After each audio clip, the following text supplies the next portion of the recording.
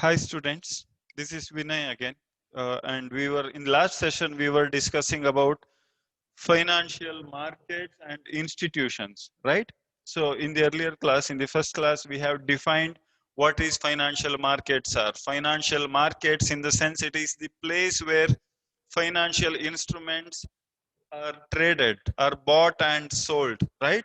So we will start with the meaning of financial market. So it means it is the place where financial instruments takes place in the sense these things are bought and sold.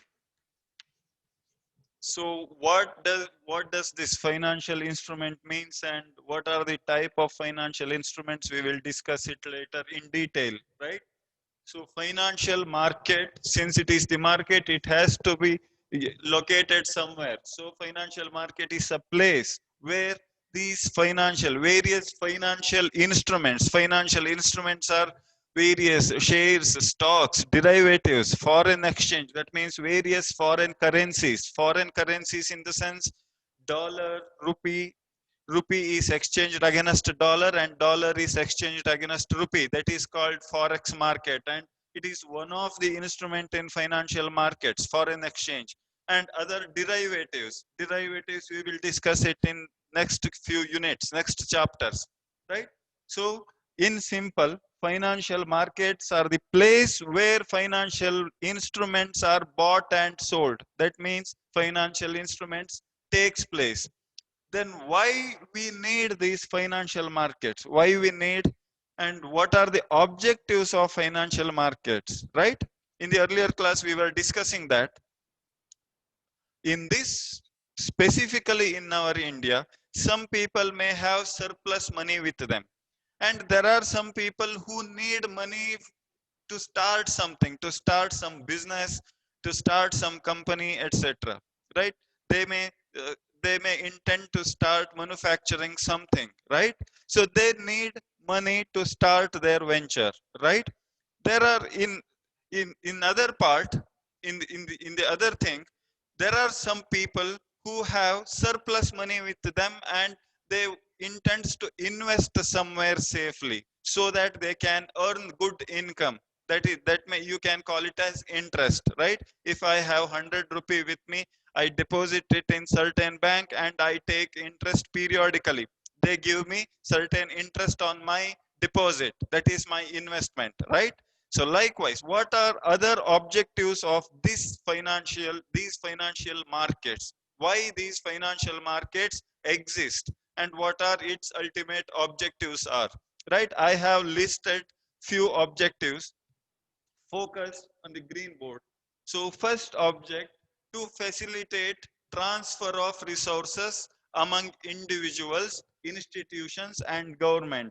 So right, so if I have surplus money with me, how do I search for people who, who needs money to invest, right? I don't have any proper channels to find those people who need money to invest or to start some companies, right? So in this part I have surplus money with me, maybe 1 million or 10 lakh rupees, right? So there are some people who needs 10 lakh to invest to start their own business, right? So I cannot find them anyways, right? Even government is building bridges, roads, highways, national highways, etc., etc. Even government also needs fund, right?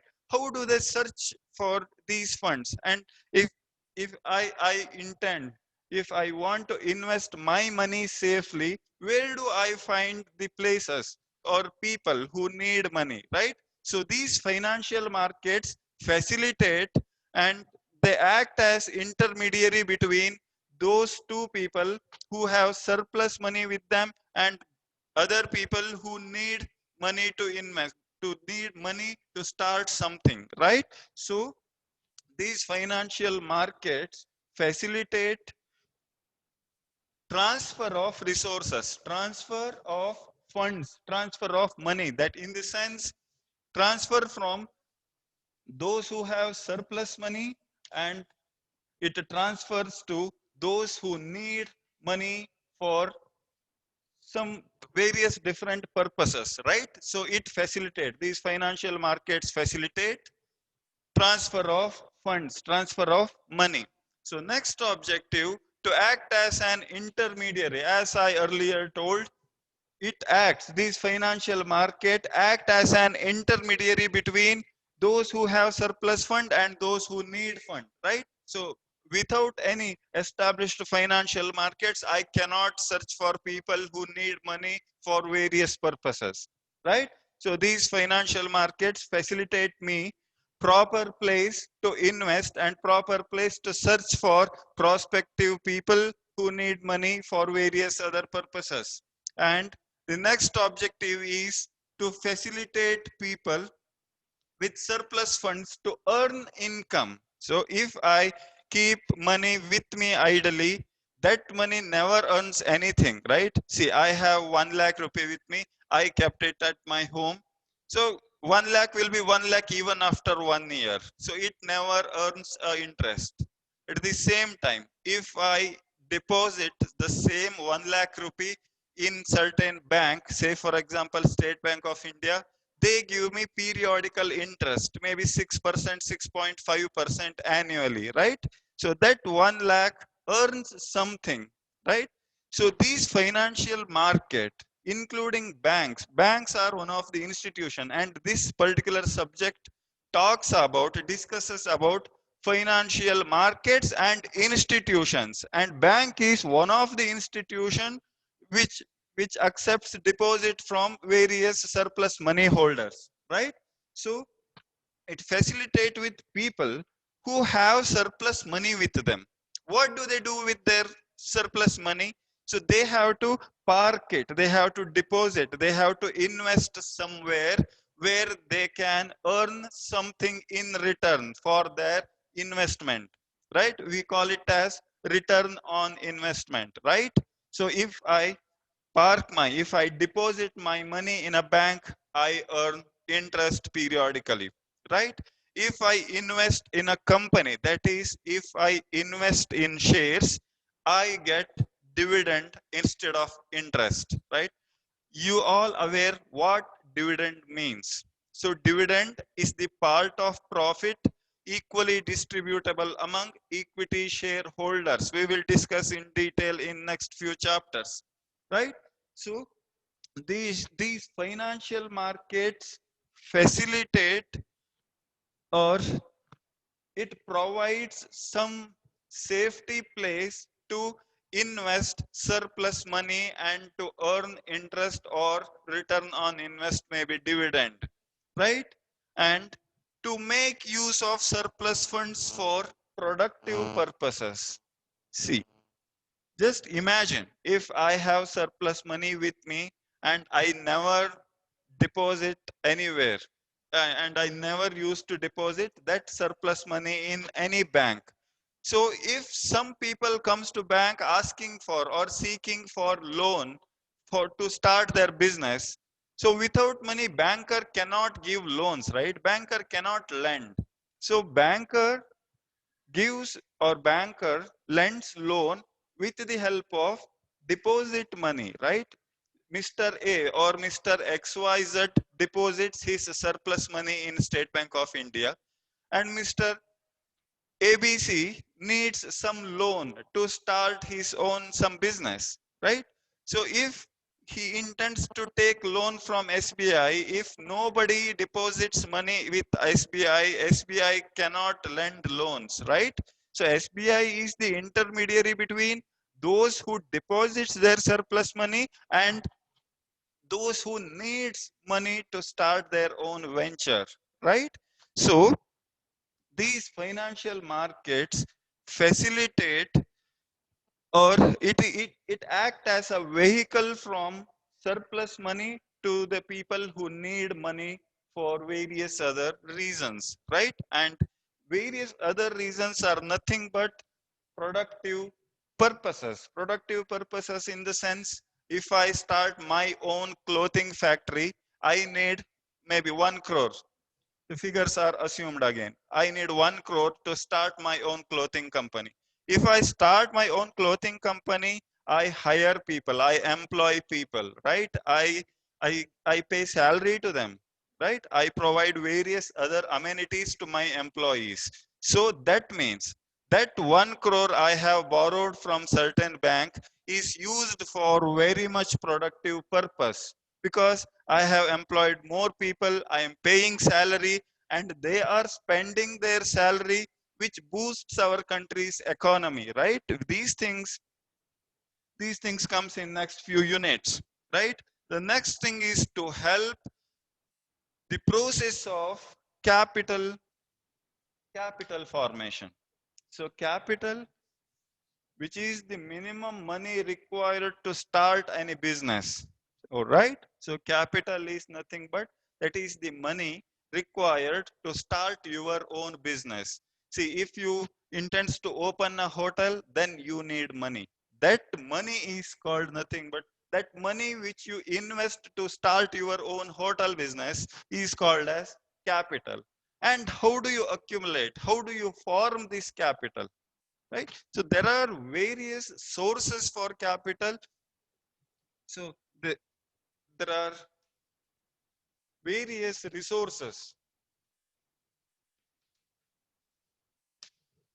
Sources of capital are, you may raise debt,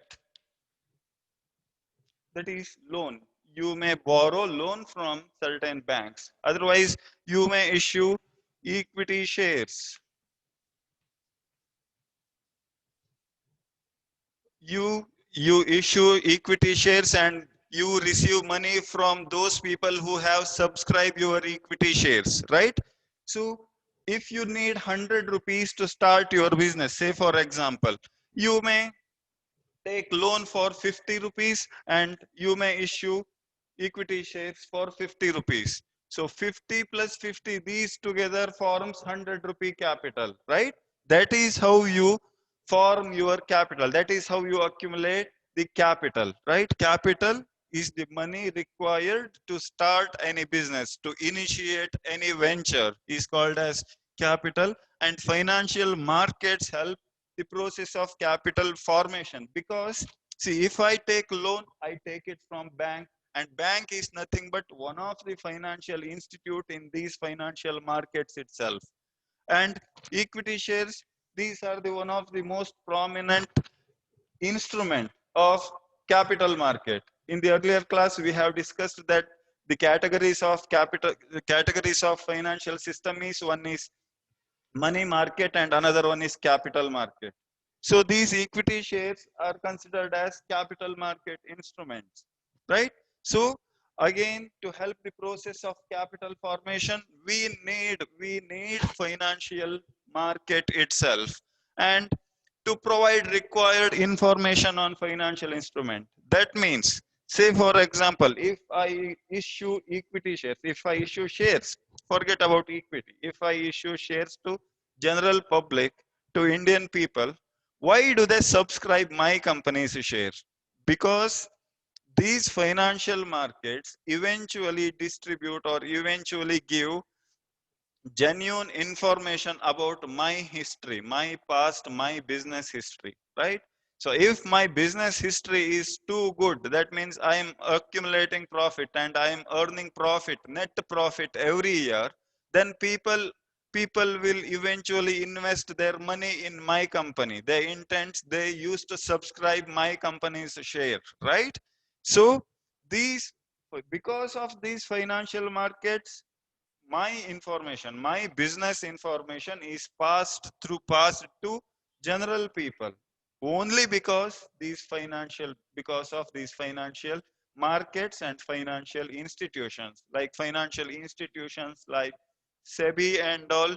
They have many guidelines while issuing our financial statements to general public, right? In the next class, we will discuss about characteristics of financial markets and various other things. Thank you.